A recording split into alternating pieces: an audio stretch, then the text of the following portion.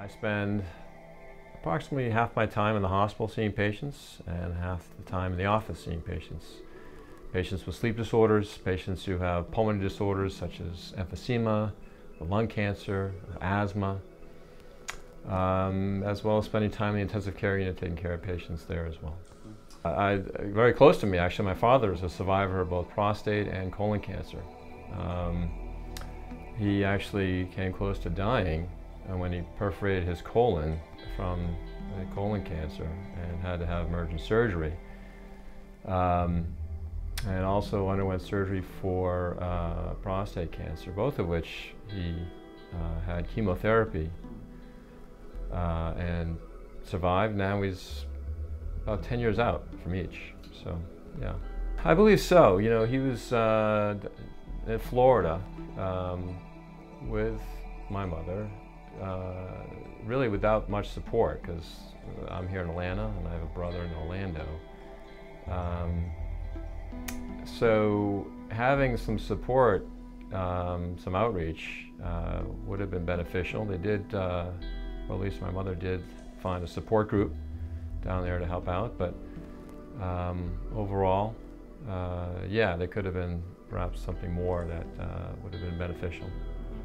No dance lessons. Just thought it'd be, outside my box and something a little bit uncomfortable, so I wanted to, stretch it a bit.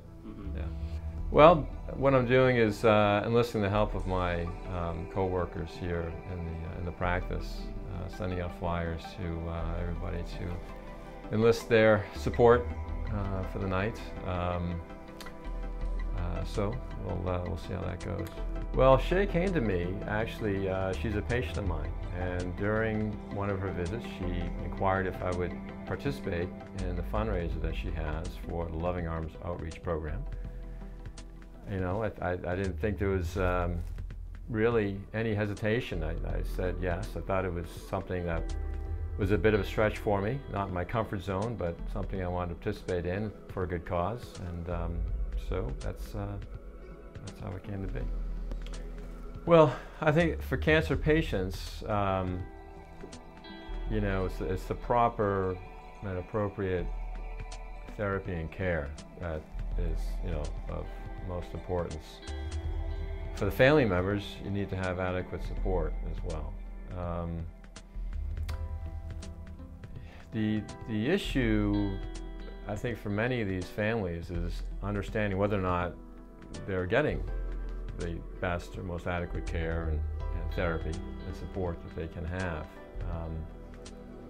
Not everybody has the option of traveling to MD Anderson, for instance, in Houston or other places for opinions. And so having something here locally that will allow them to avoid all the worry and care that goes along with the expense of treatment and visits